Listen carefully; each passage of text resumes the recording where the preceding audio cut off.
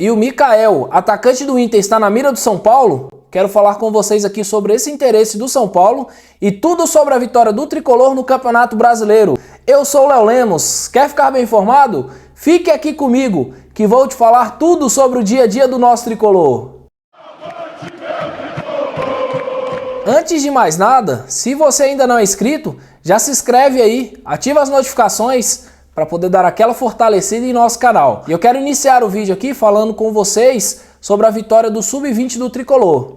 A equipe comandada pelo Alex bateu o Corinthians por 2-1 nessa quinta-feira, mas o resultado foi insuficiente, porque na primeira partida lá no CT de Cotia, o São Paulo perdeu por 4-1. Então a gente precisava de 3 gols de diferença para poder levar a partida para os pênaltis, mas infelizmente o resultado não veio. E olha que a gente ainda teve chances, a gente fez o gol muito cedo, 1-0 foi feito muito cedo, criamos muitas oportunidades, mas infelizmente a gente não teve a tranquilidade para poder trazer o resultado. Esse deve ter sido o último jogo do técnico Alex à frente de nossa equipe Sub-20. Já pelo basquete, o Tricolor conseguiu sua segunda vitória seguida no NBB, e o jogo só foi decidido após uma prorrogação. O Tricolor bateu o Pato Basquete por 99-90 lá no ginásio do Morumbi. Quem estava também ontem acompanhando a partida era o pivô Bruno Caboclo. Ele que foi o grande destaque de nossa equipe na última temporada, conduziu a gente ao título da BCLA e ele segue com um futuro indefinido. A torcida do São Paulo pede muito a volta dele, ele que foi draftado, mas acabou sendo dispensado pelo Celtics da NBA. E para finalizar esse giro de notícias, eu queria falar com vocês aqui sobre o nome que apareceu nas últimas horas, como pretensão do nosso Tricolor. É o do atacante Mikael. Mikael, viu? Não Michael. É o Mikael, aquele que surgiu lá no Sport, fez um grande campeonato brasileiro, fez muitos gols.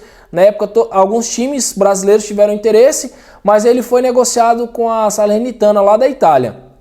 Pouco jogou lá. Se for contar os minutos, não chegam a 90 minutos que ele jogou lá. O técnico alegou que ele vivia fora de forma, acima do peso. E aí acabou que ele foi emprestado ao Inter. Chegou lá também, o Mano Menezes parece que não ter gostado muito do jogador, também jogou muito pouco. No meu modo de ver, eu gosto muito do estilo de jogo dele. É aquele jogador forte, de área. Ele chegaria na condição de reserva para o Caleri. E a gente tem que pensar que nessa temporada, em algumas partidas em que o Rogério teve que poupar o argentino, a gente teve que jogar improvisado com o Nicão de centroavante, Marcos Guilherme já jogou avançado.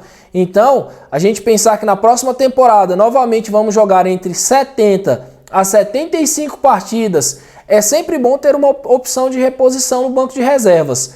Vamos aguardar, né? Mas eu vejo como uma oportunidade de mercado, principalmente para compor nosso elenco.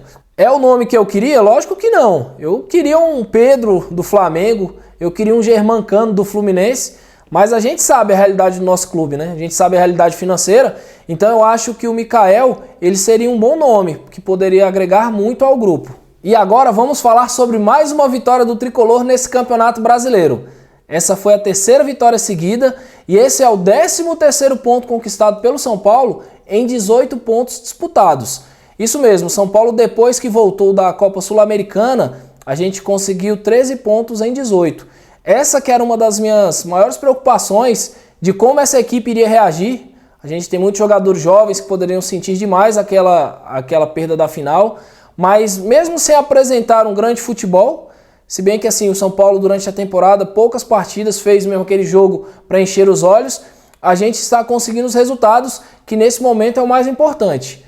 Após a vitória de ontem, o São Paulo se manteve na 8ª posição do campeonato, a gente foi aos 50 pontos e já colou no 6º colocado. É como eu disse, o G6 pra gente já é uma realidade. O Atlético Paranaense, que tem 51 pontos, e o Atlético Mineiro, que também tem 51 pontos. E justamente o Atlético Mineiro é o nosso próximo adversário. Jogo no Morumbi na semana que vem.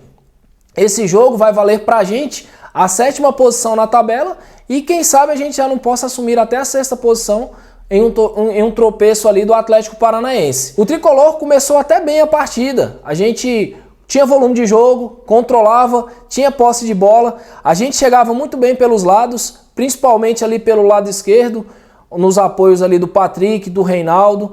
E assim, logo no início, o Caleri já teve um gol anulado. Em uma finalização ali do Luciano, o Reinaldo acha um bom passe ali, o Luciano finaliza, a bola vai na trave e no rebote o Caleri põe para dentro só porque estava em posição de impedimento, gol bem anulado. A gente ainda continuou melhor e aí rapidamente saiu o gol. O Luciano ele lança o Patrick ali pela esquerda, ele toca para o Caleri e aí tocou para o Caleri, é gol. Esse foi o gol de número 46 do argentino com a camisa do São Paulo. Só que após o gol, mais uma vez o São Paulo abre mão da partida. Toda vez que a gente faz um gol, parece que o gol faz mal pra gente. E aí a gente viu o Atlético Goianiense começar a criar chances. E da mesma forma que eles criavam, o Felipe Alves começou a aparecer para salvar nosso time. Principalmente em erros de saída de bola. Eles tiveram as melhores chances ainda no primeiro tempo.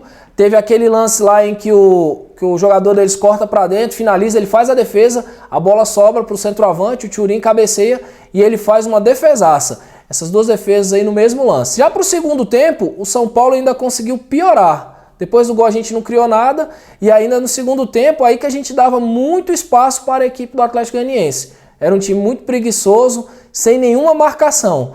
E aí o São Paulo começou a tomar pressão de uma equipe que está fugindo da zona de rebaixamento. E se não fosse o Felipe Alves em uma boa noite, a gente teria tomado uns 4 gols deles. O Colorado, ele que era o substituto do Pablo Maia, como eu adiantei aqui no vídeo, falei que o Rogério ia optar pelo Colorado justamente pela questão física, ele não aguentou jogar os 90 minutos, pediu substituição. E aí o Rogério, ao meu ver, foi onde ele cometeu o principal erro nas substituições da noite. Que ele colocou o Thales ali para poder ser o cabeça de área. O Thales não tem a mínima condição, né? Nem física e nem de questão de característica. O Thales é aquele segundo volante, jogador que joga mais avançado. E aí a equipe goiana começou a chegar cada vez mais. E assim acabou que conseguiram um empate. Em mais uma saída de bola errada, aquela história de nossos zagueiros construtores, a bola está muito no pé dos nossos zagueiros, o Rafinha tenta um passe, o volante deles, o Baralha, se aproveita desse vacilo, ele rouba a bola, avança livre e finaliza no ângulo. Esse aí sem chances para o Felipe Alves. Após o empate, o Rogério ainda corrigiu o nosso meio, ele colocou o Luan, só que na coletiva o Rogério já fez questão de justificar, falou que o Luan só tinha condições físicas para jogar 15 minutos, que queria realmente que o Luan conseguisse jogar mais tempo, mas ele não está pronto ainda. E mesmo com a entrada do Luan, o Atlético ainda conseguiu criar mais 2 grandes chances. E assim, mais 2 grandes defesas do Felipe Alves. Teve aquela lá, queima-roupa, uma defesaça do nosso goleiro, e a outra já quase nos acréscimos ali, cara a cara, que ele conseguiu tirar com o pé. Só que no final da partida, nos últimos segundos, uma das substituições ali do Rogério, que foi o lateral Wellington que entrou na vaga do Reinaldo, ele que tem muita força física, chega muito na linha de fundo, peca muito nos cruzamentos, mas é um ponto que ainda pode evoluir, porque é um jogador de muito potencial. Ele se livra de 2 marcadores e cruza. O goleiro deles afasta a bola, põe a bola para fora da área, só que ela cai no pé do volante Luan. Quem diria, hein? Luan mais uma vez pega o rebote de fora da área e faz o gol da vitória. E mesmo a gente sem merecer o resultado, igual o Rogério falou, a gente já teve jogos lá de 30 finalizações e saiu sem o resultado. Numa partida que a gente não jogou bem, o adversário foi realmente superior, a gente consegue a vitória, consegue os 3 pontos que podem e vão fazer com certeza toda a diferença na busca da vaga na Libertadores. E os destaques desta noite ficam por conta da grande partida do goleiro Felipe Alves, que salvou a gente inúmeras vezes com defesas difíceis, defesas que realmente fizeram a gente relembrar o que é ter um bom goleiro debaixo das traves. Logicamente que o Felipe Alves não é unanimidade, nem para mim, nem para você com certeza, mas que esse 1 milhão que o São Paulo gastou lá com Juventude, realmente eles foram bem gastos, porque o Felipe Alves ele veio, chegou e ajudou a gente bastante ainda nessa temporada. E logicamente para o gol do Luan, que teve um ano totalmente prejudicado por lesões, questões físicas, voltou de lesão e fez o gol da vitória. Esse sim é um jogador que pro ano que vem a gente entende que vai ser um grande reforço para o nosso meio campo. Bom, gente, então é isso. Eu vou ficando por aqui. Já vai deixando aí seu like, se inscreve no canal, compartilha esse vídeo, ativa as notificações para poder receber diariamente todas as notícias do amado clube brasileiro. Avante, meu tricolor!